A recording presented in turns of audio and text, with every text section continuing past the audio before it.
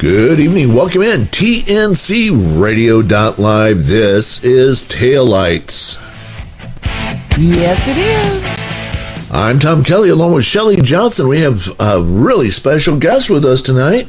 We've got Angie and Lawrence, we'll call him Larry, Baum with us this evening. You know them well from all the great work they do out there, especially on Facebook, and really taking the time to bring safety and information to drivers all around the nation. So hello, Angie. Hello, Larry. Hello. Hello. Hey, Angie and Larry. Hello. We are really excited to have you all with us tonight, and going to spend the next hour talking about some of the great stories that you all have had in the process of driving. How long have you each been driving now? I've been driving this is going to be my 6th year, and this is Larry's 18th year? 17th. Wow. 17th. 17th. All right. Well, okay. So, the whole time, Angie, have you been driving with Larry? Yes, he was actually my trainer for the first 6 months out here. So, yeah, we've been together ever since. So that was very fun. Cool. So tell us a little bit about how you guys do this on a day-to-day basis. Are you, do you drive most of are you moving most of the time, or do you take long breaks? How does this work? Most of the time, the truck is rolling. She usually drives days. I drive nights. Okay. If we have a long run, like, say, from Jersey to California, the truck is rolling all the time, except for when we potty break and our 30-minute down. Okay. But if we have a shorter run, since we both drive, we could pretty much stop, take showers, and have meals. And it's more laid back when it's a short run. So you do occasionally let her take a shower? Once in a while when she needs it. When I can smell myself, then I know she needs a shower. Okay. Oh, Okay. Well, is that the measurement? Okay. But That is the measurement. yeah, but how often then does he also take a shower then, Angie? Come on, tell the truth here. About the same. The same. All right. So every so often it's like we can keep going another few hours, but you know what? We we got to either crack a window or take a shower. So I like that. Okay. That's about the way it is. So you started to say a minute ago, and I'm curious about this. You taught her how to drive. I did. She did not know a thing about trucking when she got on this truck. And how'd that go? I taught her everything I know, which took about 10 minutes. No, she's awesome. She caught on really quick. She's a great student, and I couldn't be more proud of her. Wow. That's terrific. Angie, did you always want to be a driver? Honestly, no. I hated driving. I hated driving my own automobile. So when he approached me with the idea of going out here, I was like, but I hate driving. But I don't know. It's just something different being behind the wheel of a truck. It's just, I don't know how to explain it. And then I didn't even start CDL school till I was 45. So, to me, I kind of looked at it as quite an accomplishment starting later in life and then being a female. So it was interesting. Well, you're a champion. Oh my goodness. Trailblazer. I'm sorry. What? I'm sorry. Go ahead. I cut you off. I was just saying that Angie's a trailblazer. Yeah. Yeah, she really is. And the school she went to really treated her bad. Older lady behind the wheel. They were very, very sexist. Yeah, they didn't really think I was going to make it as a truck driver. So when I finally did get my CDL and all that, I was pretty proud of myself. Did you send it to them in the mail, a copy of it saying, nah? Pretty much when I got my CDL, I went in there and showed them. I'm like, see, you guys didn't think I'd pass, and I did. Excellent. We drove by the school one time and she was driving, and that time we were driving doubles, 2 trailers back there. And we wanted to pull into the school with her driving and just honk the horn and say, ah. Mm-hmm. Yeah. Well, we're going to gloss right over the point that Larry just a moment ago nearly called Angie an elderly woman. And we're going to pretend like that didn't happen. And she was the oldest student in that class. Yeah, but I still think, elderly. Yeah. You're going to hear about that one later, buddy. I'm 10 years older than her, so if I'm calling her elderly, then I must be ancient.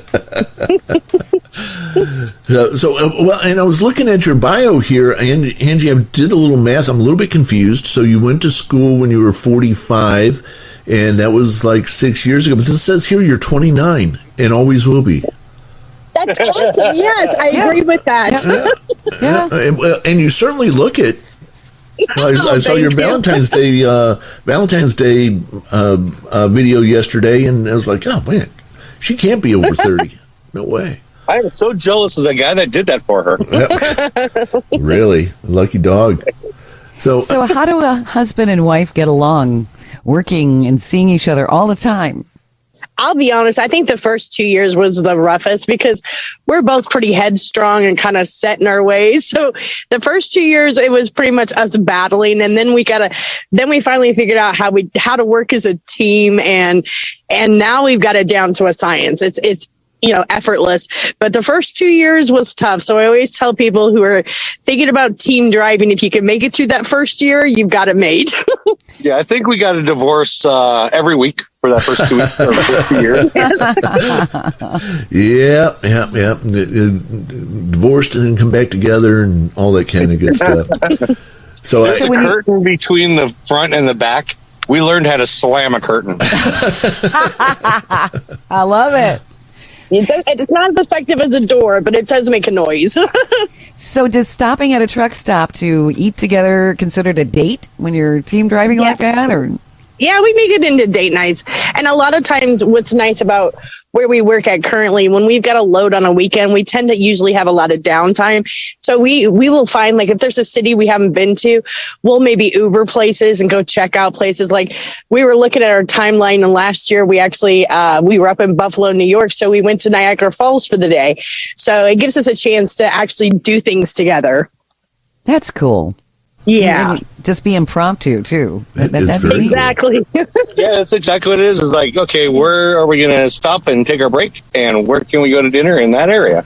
Yeah, we went to Fisherman's Wharf a couple months ago. And yum. Yeah, that was by Alcatraz. Oh, yeah.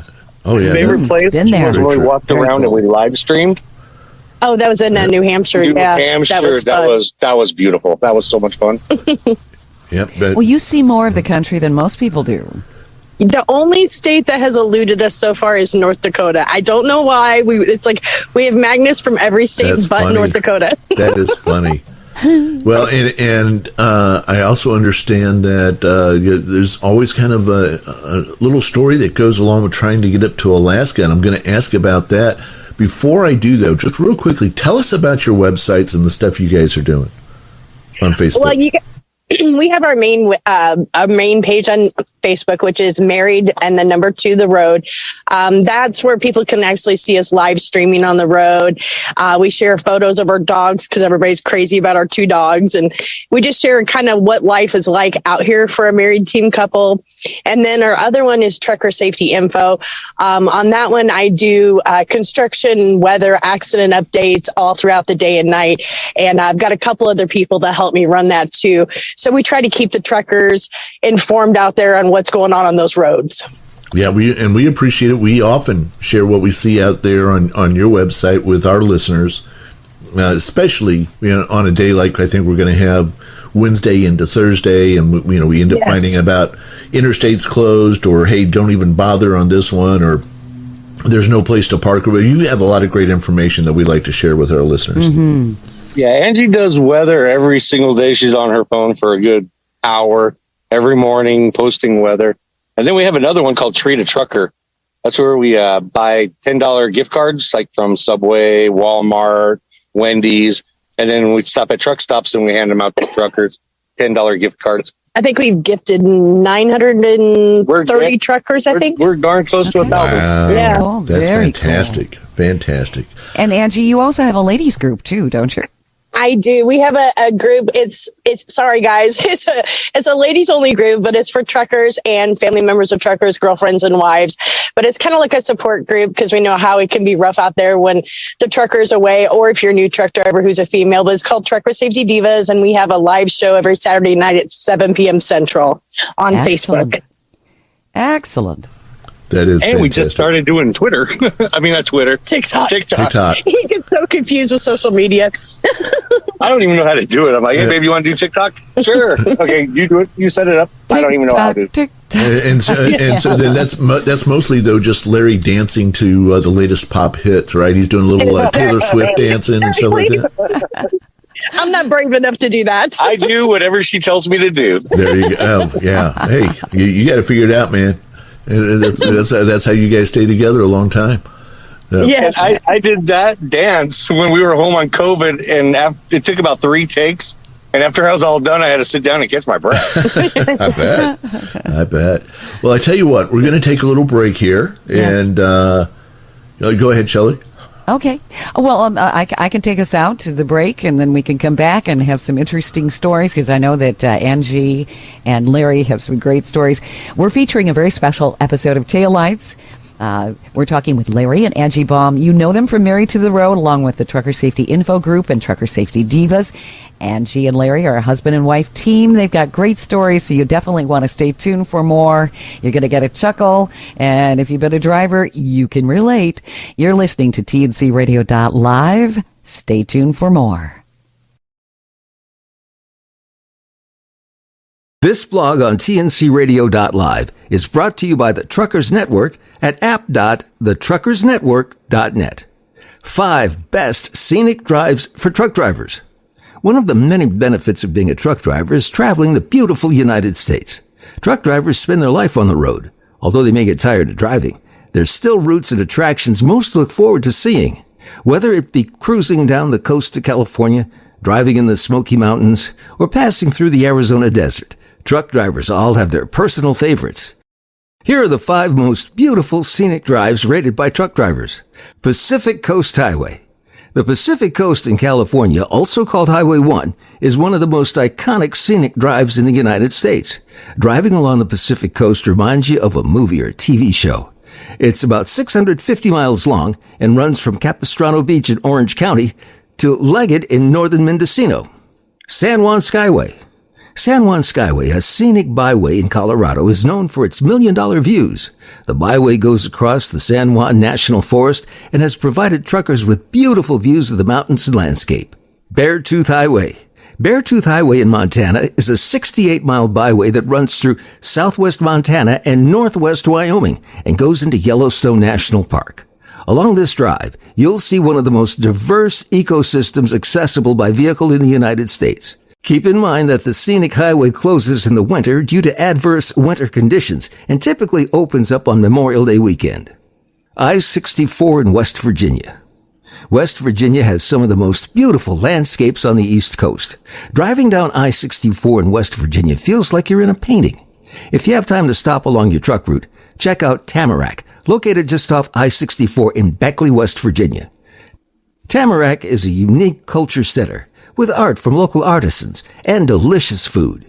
If you want the full Appalachian experience, check out Tamarack. Utah's Route 12. Utah's Route 12 is one of the most scenic routes in the United States. It's often called the All-American Road. Also, there are 2 national parks at each end of the road, Bryce Canyon and Capitol Reef, and many other unique scenic views. This info blog was brought to you by the Truckers Network at app.thetruckersnetwork.net. Don't forget, you can hear all of our TNC Radio primetime shows again on our podcasts. Just go to tncradio.live/podcasts or search for tncradio.live wherever you listen to podcasts.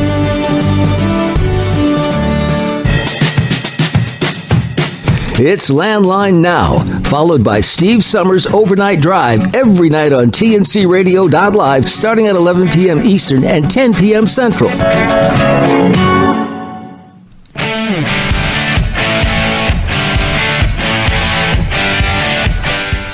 Welcome back in TNC Radio.live. This is Taillights. I'm Tom Kelly along with Shelley Johnson.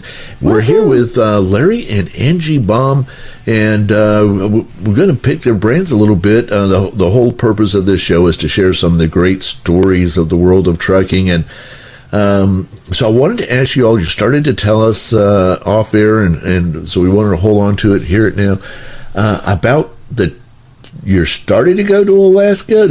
Tell us about the trip that wasn't. Yeah, we were supposed to go. We were supposed to go to Alaska to pick up the COVID vaccines. I believe it was last January, right at the height of the COVID peak. And we were supposed to go to Alaska in the middle of January. And then from Alaska, we had to go to New Jersey. So we went through British Columbia. And we made it all the way to Kamloops. Yeah, we made it all the way to Kamloops. So before we even went up the mountain, we'd stopped at, there's like a little Flying J at the bottom of the mountains there by the Coquihalla and Highway 1. So we stopped there because we were nervous. We'd never been, in the mountains in British Columbia. And so we, excuse me, we were kind of asking the drivers, like, what do we expect when we're getting ready to go up there? And I don't know if you guys have ever seen the show Highway Through Hell, but one of the wreckers from that show was down there, and I was like, oh gosh. That's never a good sign. Uh-oh. No. Yeah. So they all suggested to go around the mountain. I was like, no, Angie's going over. And she's like, no, I'm not. So we took the Highway 1 around the Coquihalla, and she's very new on driving in snow. I think this was her second time ever. Yeah.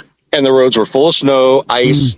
So she's taking her time. No guardrails down a hellacious cliff on her right-hand side.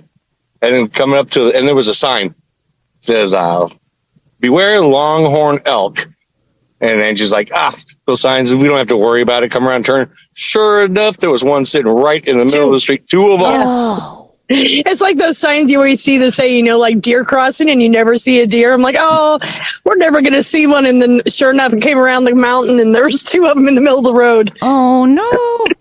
So she hit her brakes and she hit her brakes and slid a little bit, but she caught herself and they moved out of the way just in time for her to get by them. Yes. And then she was white knuckling it and doing like 30 miles an hour the whole way.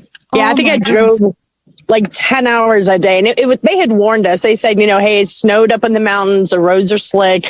Both of the highways were bad. So there really wasn't a good option for us. But they suggested that the one would be better. And I really didn't have much snow experience. And it was pretty much all ice. So it was like 10 hours of me white knuckling it. Oh, man. Did you ever have the feeling, gee, I want to turn around? What the heck did I put myself into? I was like, why did we say we go to Alaska in January? That was just not the smartest move. Yeah, that was my question, is whose idea was that? It was mine. I wanted to see the Northern Lights. Oh, okay. Did you say you were picking up vaccine? Yes. In Alaska? So we were supposed to pick up vaccine to take to, was it New Jersey or Maryland? New Jersey, yeah. Do they make Do they make vaccine in Alaska? I guess I'm confused on that part. Well, my understanding was they were flowing in the vaccine into Alaska, and then we were supposed to be picking it up from the manufacturer there and bringing it into the United States was our understanding. There was 7 of us actually that were heading up there. Okay. 4 of us made it. Yeah, 4 of the trucks made it, 3 of us didn't, and we were one of the trucks that didn't make it. So, this could have been a TV show. Yeah, really. I know. It was so scary. I was white knuckling it, and I wasn't even driving. Well, first of all, let's talk about this. I'm using air quotes now. Going around the mountain, because let's face it, would they consider not the mountain for most people, especially if you drive mostly east of the Mississippi? That's a mountain.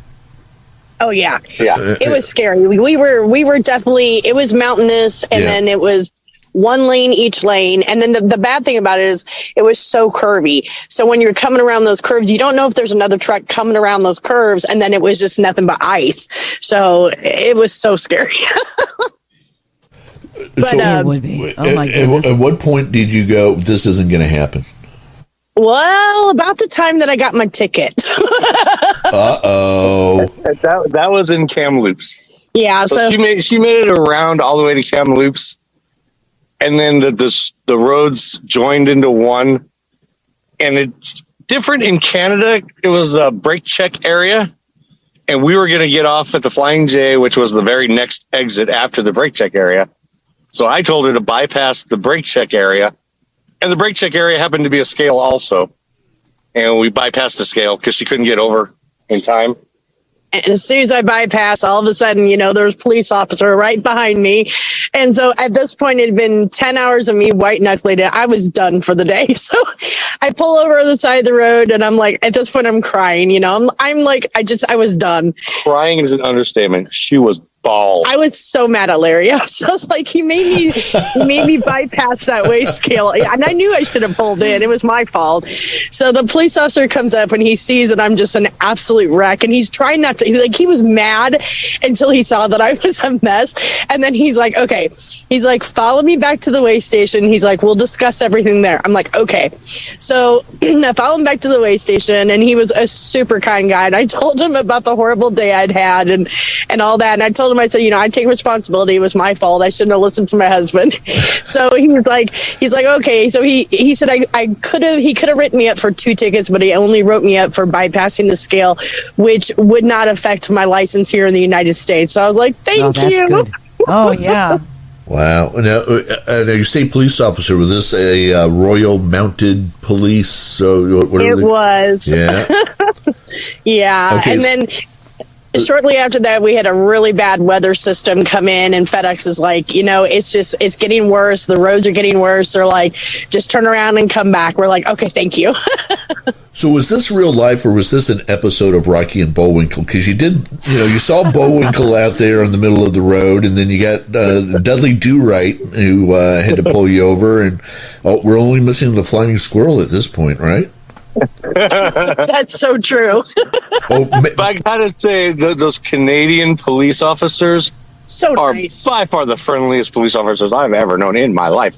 And I've had some run-ins here with some nice ones, but that Canadian police officer was the nicest guy I've ever known. That's the thing. We've been to Canada 3 times. We've been to Ottawa and we've been to British Columbia. And every time we've been to Canada, that's the one thing we always say. They're so nice over there. Everybody's just the nicest in Canada. Yeah, no matter where we go, the stores, the truckers, even truckers, they let you in. Yes. I love Canadians. They are very, very. I'm like, we need to move friendly. there. They're so nice. Which makes all the unrest up there right now that much more confusing to those of us there in the States, doesn't it? Yeah. Yes. But what I've seen so far, it's like super peaceful. Yeah. Yeah. They're doing barbecues and they're feeding the homeless and they're salting the sidewalks and shoveling and picking up after themselves and all kinds of stuff. Yeah. Yeah, and then they announced the U.S. convoy last night, so that's going to be starting here soon too. So it'll be interesting. It will. Yeah, we just need and we're staying on that too. Yeah, sorry, Tom. I was going to say we just need the press to tell the right story there. That's all. Yes. Because there's a lot of misinformation. To hear some of the press talk about it, Trudeau's been, just super friendly and helpful, and he just can't believe these mean guys are doing. That's not exactly the way this is going. No, Fake news. they have a narrative. Yeah. And personally, I think that any of the reporters that are reporting should have some basic knowledge of professional driving. Maybe they need to ride in a semi for a couple weeks if the driver wants them there.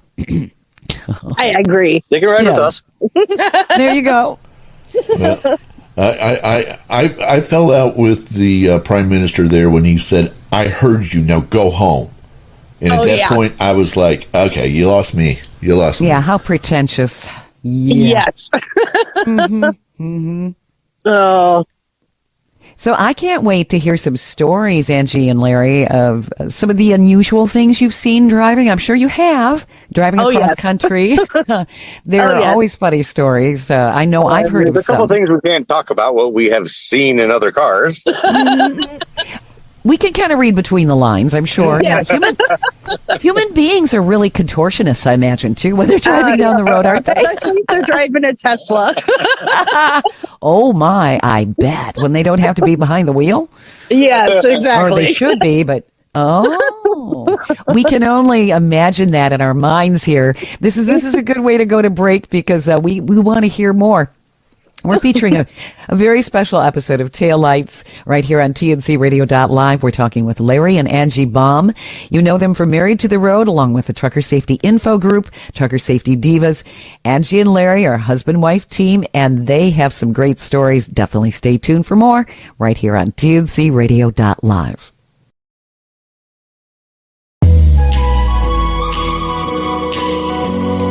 Hi, I'm Dr. Christopher Cortman, and now for the Mental Health Minute. If you ask the average person, where does depression come from? They might say something like, oh, it's a chemical imbalance, or comes from a lot of stress or from bad things happening. But did you know that depressed people think differently than non-depressed people? The amazing psychologist Dr. Marty Seligman did some research that shone a light on how depressed people think. And he came up with 3 different ways that depressed people tend to think that's different from non-depressed people. The first one is depressed people take a lot of things and personalize. They tend to feel personally responsible for bad things. They blame themselves. It's somehow always a reflection on their worth. And secondly, they see things globally. If they had a test with an F on it, they would say, see, this is proof that I'm a failure. Whereas a non-depressed person would tend to say, you know, I didn't study hard enough for this, or boy, this test really got me in a bad position. But they would not say, I'm a failure overall. The third thing that depressed people tend to do is they project doom and gloom into the future. Not only is today difficult, but they say it'll always be bad. It'll always be too difficult. In fact, what I've learned, if there's one link, and only one link to depression, it's the perception of hopelessness.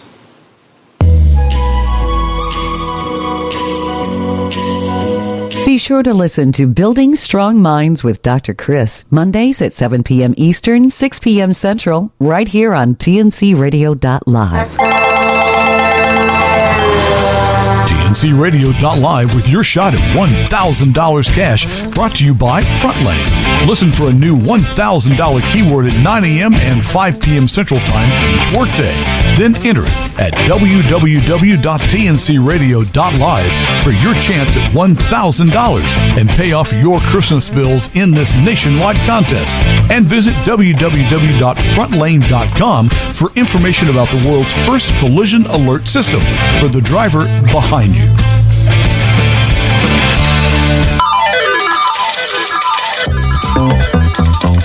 TNCRadio.live with your shot at $1,000 cash. Listen for a new $1,000 keyword at 9 a.m. and 5 p.m. Central Time each workday. Then enter it at www.tncradio.live for your chance at $1,000 and pay off your Christmas bills in this nationwide contest.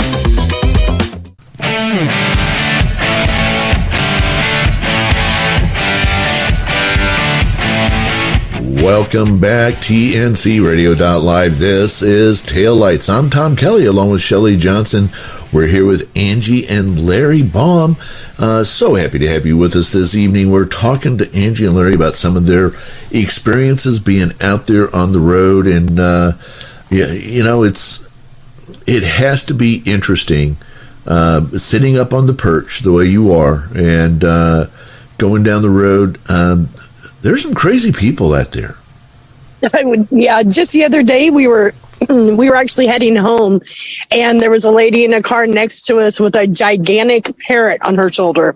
She had a dog in the passenger seat. She was trying to text, and on her shoulder she had a gigantic parrot. And I was like, my goodness. I know. It's like, slow down. I want to get a picture of that. I was like, I've never seen that before. A parrot? We were live at that time. Yeah, I think we were live. Yeah. A parrot. Wow. Yeah, and it was the biggest parrot I'd ever seen. Blue, green, beautiful parrot. And he was just looking out the window on her shoulder. So was he kind of like her co-driver going, wah, oh, wah, turn left, turn left? It was probably her GPS. Yeah. I love it. I love it. You probably should have told her to get off her phone because she was trying to text. Okay, so she's got a dog in the car, which just by itself is distracting, and you got a parrot on your shoulder, and you're texting and driving all at the same time. Yes. What could possibly go wrong? Yeah. I mean, that's a commercial of what not to do. 10 miles under the speed limit, so Angie had to pass her. Uh-huh. Yeah. Oh, wait, no, I was driving. You were driving. I was driving. I had to pass her. Oh, wow. And she was in the right lane. Yes. Crazy. Yeah. Which were pretty good because Angie got a good view of it. Yes. I was like, did I just see what I saw? I was like, oh, slow down. I was like, I want you to go by that car again. Well, people do the craziest things. I remember hearing about a story in southwest Michigan between Kalamazoo and Battle Creek on Interstate 94 at night. It was a husband and wife in a passenger vehicle. They would drive with the light on. They were on the CB, and the wife would be reading a book, and that's all she had was a book. She wasn't wearing any clothes. And my goodness. She was doing this to entertain the drivers, and she'd say hello on the CB to them. Yeah. Mm-hmm. Oh, my goodness. And this was like a weekly event, though, right? Yeah, at least once a week, from what I understand. Yep. Oh, jeez. Oh, no. Yeah, her husband's driving. They've got the dome light on. Yeah, the interior light. Yep. And I guess she's reading Lady Chatterley's Lover or something like that. I don't know. Or she's Shades of gray. or she's telling bedtime stories on the CB to the drivers. I have no idea. Oh, my goodness. I say, I wonder how many drivers were trying to not drive off the side of the road because they were so distracted. Yeah. So I imagine you've seen some pretty weird stuff like that too. Yeah, we've seen people sleeping behind the wheel of Teslas. We've seen couples behind the wheel of Teslas doing interesting acts. I think the best thing is, just a couple. It doesn't happen too often, but I think the thing that we love the most is like when there's a carload of kids and they want you to honk their horn at you. But it's 9 times out of 10, I look for them. Like I'm always looking at my window. I'm like, oh, I really wish a kid would go by. And 9 times out of 10, they're on their phone or on their tablet, and I'm like, oh, just give me a horn honk, please. My favorite horn honk was the car passed me. There was a man driving, and probably his mom in the passenger seat. She must have been 90, 95 years old. And she gave me the horn pump, and I blew my horn, and she actually bounced up and down in her seat full of excitement. Yeah, that's great. That was my favorite one. That's great.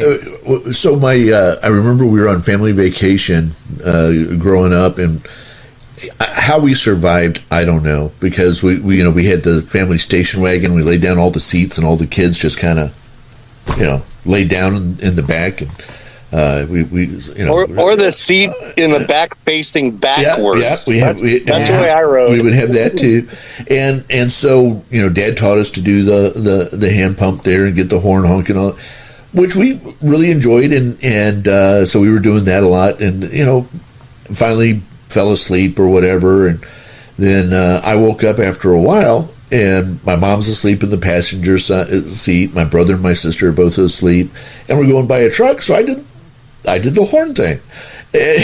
He blew that horn, and Dad jerked the wheel, and Mom and it was pretty funny. I got a pretty good kick out of it. Nobody else in the car thought it was funny but me. I bet. That'd be an interesting way to wake up. That's true. Oh, my goodness. I've always wanted to wake Angie up coming up on one of those trucks that are getting towed. Like facing you. Yeah.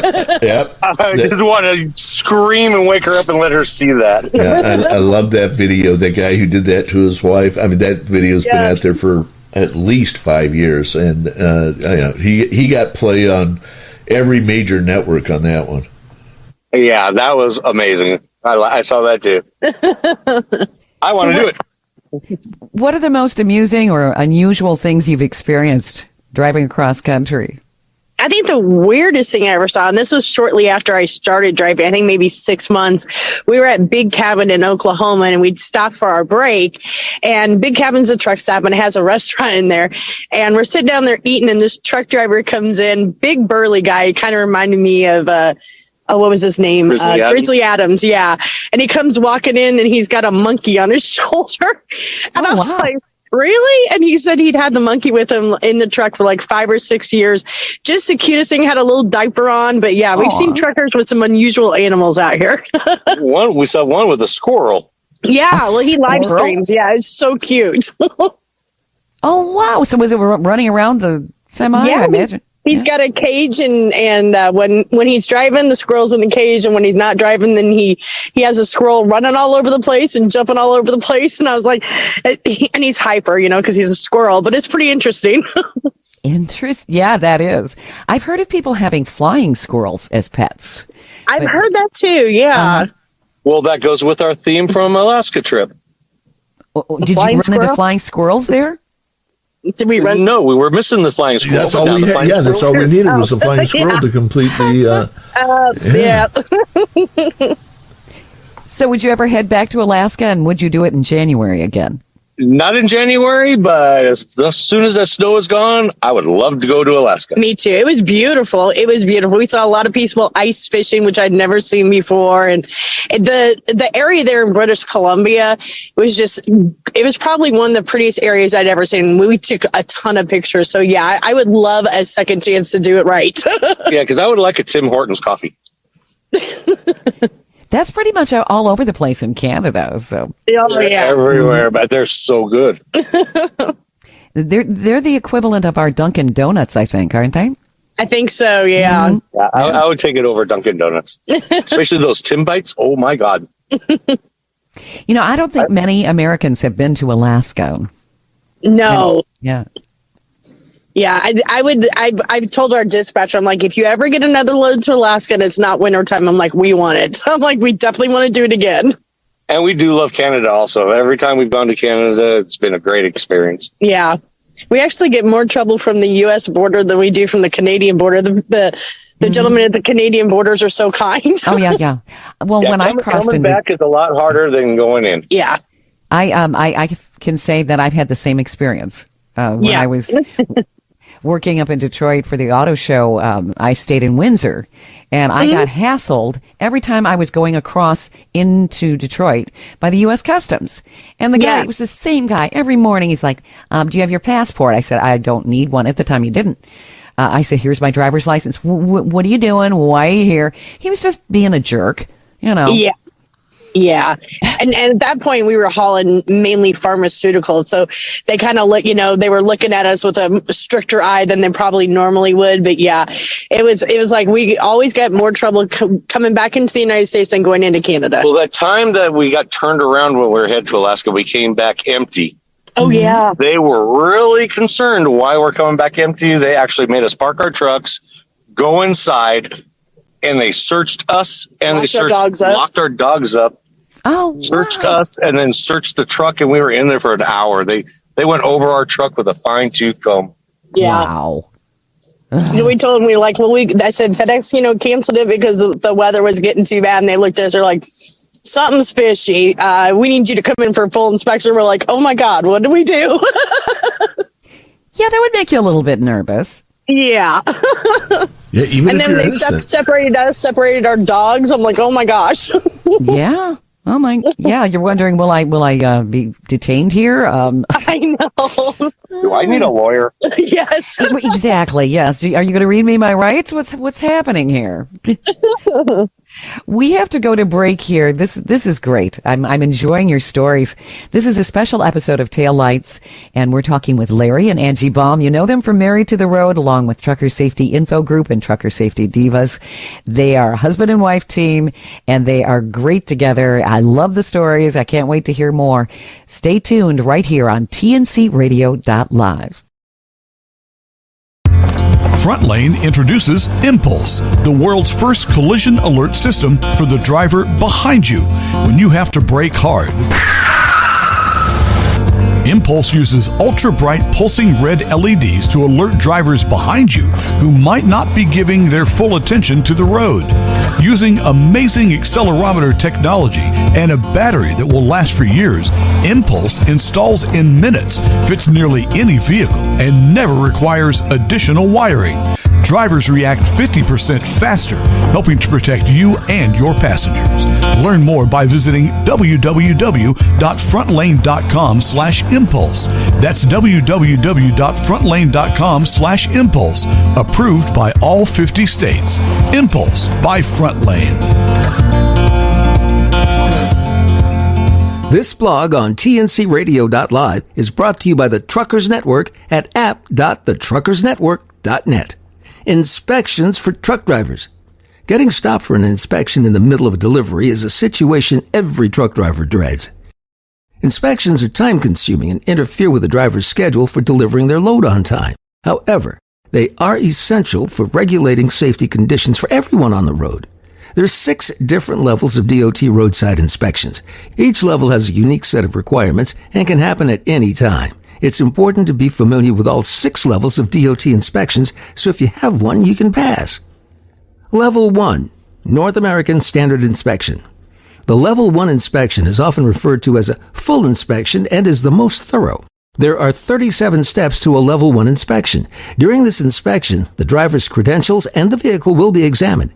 Because the Level 1 inspection has so many steps, it does take a significant amount of time. A good way to help speed up the process of a Level 1 inspection is by staying on top of driving requirements and proper truck maintenance. Here's some things the inspector will check during a Level 1 inspection. Medical examiner certificate, alcohol and drug use, daily logs, hours of service, HOS documentation, seat belt use, driver and vehicle inspection reports, brake system, chopping devices, exhaust system, truck frame, fuel system, turn signals, brake lamps, tail lamps, headlamps, lamps on projecting loads, safe loading, steering mechanism, suspension, tires, van and open-top trailer bodies, wheels and rims, windshield wipers, hazardous material, HM requirements. If you're a hazard hauler, have your shipping papers ready. Level 2. Walk-around driver vehicle inspection. Level 2 inspections are a less invasive process and are also the most common. They're similar to the Level 1 inspections, except there is less involvement in the vehicle inspection part. During the Level 2 inspection, the examiner will do a walk-around driver vehicle inspection. They'll check everything that's in a Level 1, but will not physically get under the vehicle. Level 3. Driver-only inspection. The Level 3 inspections are the second most common type of inspection. Since the inspection doesn't include the vehicle, it can go relatively quickly. A driver will be expected to present a record of duty status, that's RODS, driver's license, hazmat requirements, medical card and waiver, skill performance evaluation certificate, vehicle inspection report, HMDG requirements, and HOS documentation. Level 4. Special inspections. A Level 4 inspection is a one-time inspection of a specific trend within the industry. This type of inspection happens when the Department of Transportation wants to do further research on industry issues. Level 5. Vehicle-only inspection. A Level 5 inspection is like Level 1, but the driver is not present during the inspection. During this inspection, the examiner will check everything that's in the Level 1 inspection except those relevant to the driver. Level 6 Enhanced NAS inspection for radioactive shipments. The Level 6 inspection is only relevant to drivers that haul radioactive materials. These inspections are put into place to ensure that drivers who haul radioactive material are following proper safety protocol. This info blog was brought to you by the Truckers Network at app.thetruckersnetwork.net. Do you have the tncradio.live app? It's free and easy to download. Just go to app.tncradio.live, Google Play, or the App Store. Get access to live streaming radio developed by drivers for drivers. Download the tncradio.live app today.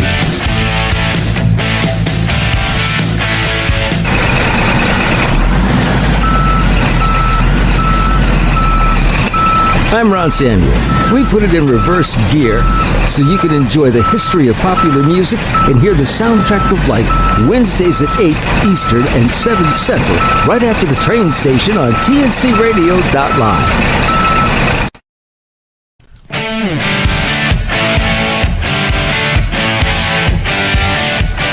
Welcome back in TNCRadio.live. This is Taillights, and I'm Tom Kelly along with Shelley Johnson. We've got Angie and Larry Baum with us, and just telling some stories and having a few laughs and enjoying a Tuesday night. I almost said Monday night, but it's a Tuesday night, right? No, it's Tuesday. All right. Or if you're listening to us right after Steve Summers, it's Wednesday morning. That's right. Yeah. So, either way. So, let's finish on a happy note. You all said something about a Christmas story. What's the Christmas story?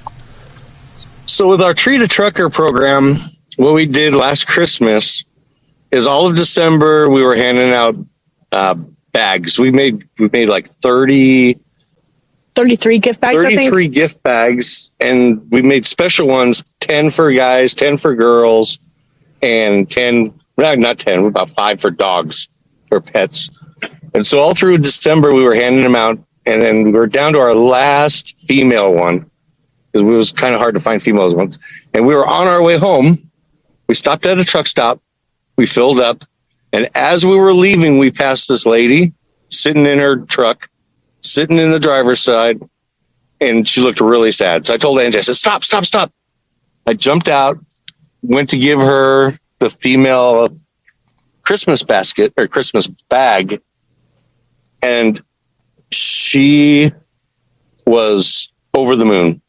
This is her story. After she jumped out of the truck and gave me the biggest hug ever and started crying, she started telling me her story that she had a load that was getting her home for Christmas to see her 3-week-old grandson that she has not seen yet. But her load was canceled. She was stuck there, and she just got there like a half hour before we saw her. So she was on the verge of crying. So we helped her, and then she ran over to Angie, gave her a hug, and we started talking to her. And then we were leaving, and then as we were leaving, we stopped just to talk and figure out what we're going to be doing next. She came running over to us that she had to take pictures of us because she told her daughter that what we did, and her daughter started crying and wanted to see pictures of us. So we sat there for an hour with this lady talking to her. I still talk to her today. And you still That's talk amazing. to her today. Yeah, so it was awesome because in the gift bags, we made all the gift bags up and we put a $10 Walmart gift card in it, and we had saved a $50 Walmart gift card for the whole month. And we're like, we didn't know who we were going to give it to. We're like, okay, when we come across that special trucker that maybe he's having a really bad day, we're going to give him this. And it was our last day before we went home. So I gave her the gift bag, and we were sitting out there talking with her for about an hour, and she was telling us, that she was so sad, so bummed because she's been trucking for.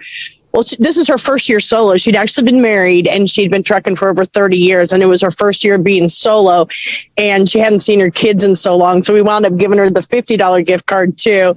And it was the best experience I've ever had. We still keep in touch with her. She still texts and calls me. And unfortunately, she did not make it home for Christmas. She didn't get home until like the Tuesday after Christmas. And when she left the yard, the truck stop, and she was going down the road, there was a young couple on the side of the road that was broke down. So she pulled over to see if she could help, and they had a flat tire, and they were going to go to Walmart to get a new tire. So she gave them the $50 Walmart card and the $10 Walmart card that we gifted her. So she re-gifted it, and she paid it forward. Oh, that's great. That's amazing. Yes. That was like the best. I mean, we sat there and cried with her, and she held our dogs because she missed her dog. Her dog was at home with her daughter. And it was just, we've met so many amazing, I think that's what I love the most about trucking is, for the most part, they always say that there's a brotherhood and a sisterhood of truckers, but it really is true. Yes. And you meet so many interesting people out here, and you just got to be willing to go up and talk to them, not be bashful. I don't think many drivers are bashful. They like to talk. Yeah. Yes. And we came up with a system when we gift the driver, because out here in truck stops, there's some not reputable people here, and panhandlers and recreational reptiles.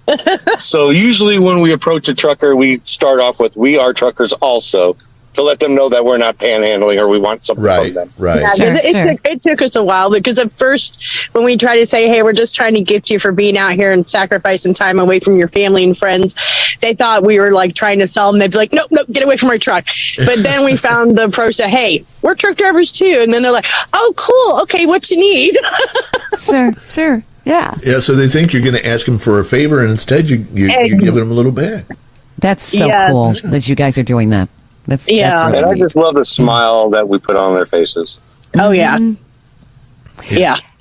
If the whole world would do that, wouldn't that be wonderful? Put smiles on other people's faces. That would be amazing. And I think the coolest thing about all this is how many truck drivers that we've gifted still keep in touch with us. And we've got many of them that are close friends of ours. But then 9 times out of 10, they'll contact us and they'll say, like, we paid it forward to somebody else. And that's the best, is when they'll be like, or sometimes we'll give them a gift card and they'll be like, here's $20, buy some more gift cards for somebody else. We're like, no. Okay. Oh, yeah. Tell them that story with Star. Okay, here's another cool one. So we were actually at a truck stop, and there was this lady next to me, and I don't know what it was. She just looked really cool, and I wanted to gift her with a Subway card, and she was by herself. So I went over there, and I explained to her who I was, gave her the gift card. About an hour later, she comes over to my truck, and she goes, so I was on Facebook. Before that, you were talking to that girl on Facebook. No, it was after she went and did this.